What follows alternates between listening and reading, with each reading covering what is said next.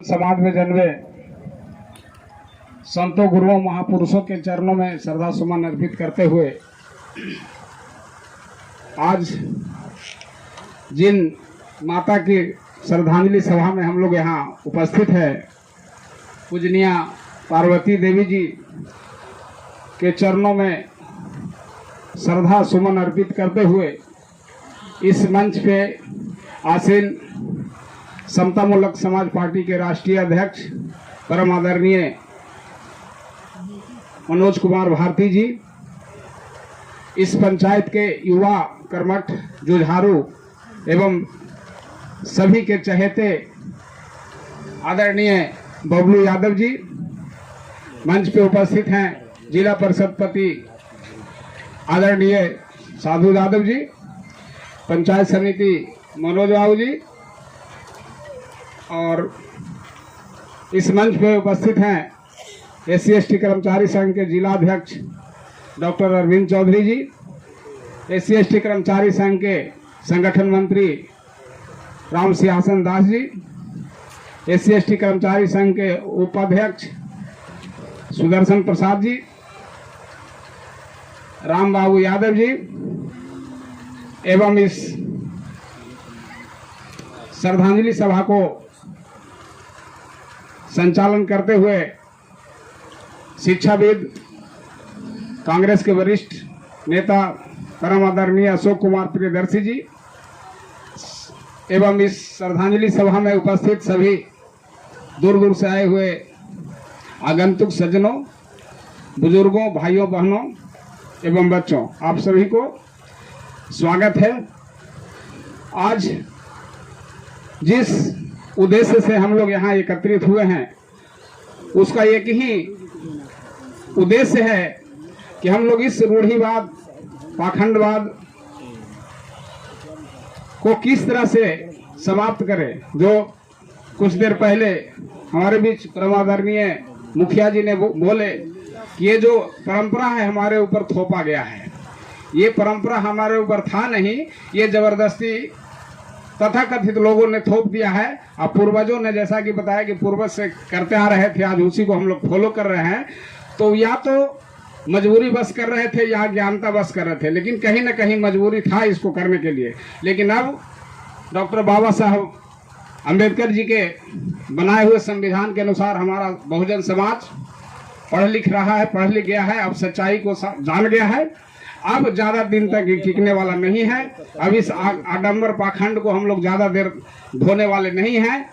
बहुत सारे प्रथा, जो कुप्रथा था, उसको नष्ट किया है हमारे लोगों ने। जैसा कि मुखिया जी ने बताया कि सती प्रथा जैसे कुप्रथा को भी समाप्त कर दिया, उसी तरह से याद होगा कि कुछ दिन पहले होली का समय होता था तो दरवाजे दरवाजे जा करके लोग भाग देने का काम करते थे, भाग गाते थे और गालियां देते थे जो उनको रिलेशन में भाभी कुछ लगती थी। लेकिन विडम्बना देखिए, जिनको गाली देते तो वो सिर्फ नहीं सुनती थी, साथ में बेटी बहू माताएं सब सुनती थी। और वैसे जिस दिन जागरूकता आई, ये यहाँ से अलविदा हुआ, लोगों ने उसको समझ गया। तो ये भी आडंबर जो हमारे साथ थोपा गया है, इसको भी हम लोग धीरे धीरे समझ रहे हैं, समझ जाएंगे। और ये जरूर है कि हम इसे आश्वस्त हैं कि इसे एक दिन छोड़ना पड़ेगा। और अब ज्यादा समय न लेते हुए पुनः एक बार पूजनीय पार्वती देवी जी को श्रद्धा सुमन करते हुए अपनी वाणी को विराम देता हूं। जय भीम, नमो बुद्धाय, जय संविधान। पहले बहुजन में जन्मे महापुरुषों को नमन करते हुए और आज के इस श्रद्धांजलि सभा में माननीय पार्वती जी माता जी को 2 फूल अर्पित करते हुए, नमन करते हुए, और आज के अध्यक्षता कर रहे हमारे बड़े भाई अरविंद चौधरी जी और मंच संचालन कर रहे अशोक बाबू, और इस क्षेत्र के सम्मानित जिला परिषद पति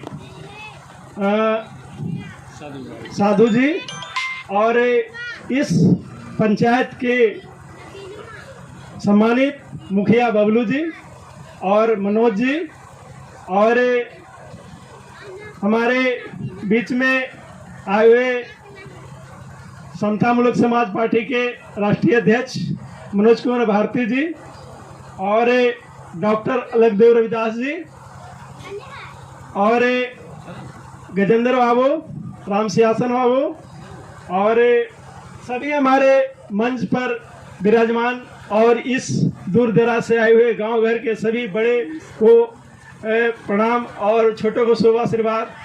आज श्रद्धांजलि सभा में हम लोग एकत्रित हुए हैं, इसका मेन उद्देश्य है हम लोग का जो परंपरा पखंड जो है मिटाना है और धीरे देखे और एक सोच समझ होना चाहिए।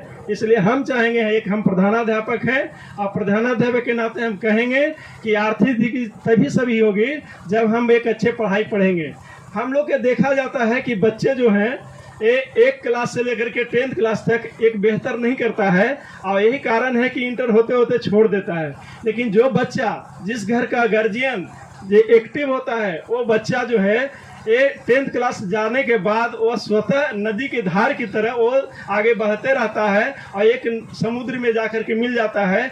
और इसी तरह से पढ़ाई लेके एक मजबूती के साथ होना चाहिए ताकि एक आर्थिक स्थिति सही हो उसका। अन्य तो ऐसे पढ़ने से कोई फायदा नहीं है कि पंजाब कलकत्ता बाद में कमाता हो, नहीं, ऐसा नहीं है। अब पढ़ने कोई उद्देश्य नहीं है इस तरह से है कि जो नौकरी करे, नहीं, पढ़ने का एक उद्देश्य है कि कहीं भी रहेगा एक अच्छा समझदारी के साथ, एक अच्छा संस्कार, एक अच्छा खान पान के साथ रहेगा। एक कारण है पढ़ने से यही लाभ है कि एक अच्छा शिष्टाचार बनेगा। और दूसरी चीज, एक चीज और हम कहना चाहेंगे कि हमारे थोड़ा सा हट करके हम बोलना चाह रहे हैं, हमारे के यहाँ जनसंख्या उस समय में नहीं था जो 33 करोड़ देवी देवता थे। उस समय में जनसंख्या भारत के 33 करोड़ नहीं था, लेकिन फिर भी 33 करोड़ देवी देवता की संख्या था और दिन प्रतिदिन बढ़ते जा रहा है। और उसके बाद नया सुने होंगे आप लोग, कोरोना माई का भी जन्म हुआ है, ये आप लोग सुने होंगे। ये क्या है? पखंड है, ऐसा नहीं होना चाहिए। यहाँ सरस्वती जी हैं, ठीक है, यहाँ विद्या देते हैं, लेकिन फिर भी जो है अमेरिका जापान हमसे आगे है। और उसके बाद विश्वकर्मा जी यहाँ है, फिर भी जापान अमेरिका चीन हमसे आगे है। यहाँ जो है लक्ष्मी जी हैं, सबसे ज़्यादा संपत्ति यहाँ होना चाहिए, लेकिन फिर भी जो है हमारे विदेश में भी बहुत से देश ऐसा है कि जो भारत से बहुत आगे, एक कहीं न कहीं पखंडता से लिप्त है। और हम लोग का मेन उद्देश्य है कि उसको पखंड को मिटाना है और एक स्वावलंबी भारत देश को बनाना है। और जो है ये सब चीज़ से दूर रहिए और एक विश्वास, कर्म पर विश्वास रखिए, कर्म से ही बढ़ सकते हैं। और एक चीज़ हम लास्ट में एक चीज़ बोलना चाहेंगे कि सभी लोग जितने भी बहुजन हैं एक मत बना के रखिए, ताकि आने वाला समय जो होगा एक होगा और एक मत बनाएंगे तो हम जहां भी चाहेंगे रास्ता अपना लेंगे। इसलिए अवंती में हम ज़्यादा समय नहीं लेते हुए श्रद्धांजलि सभा में एक बार पार्वती माता जी को नमन करते हुए बहुत बहुत धन्यवाद।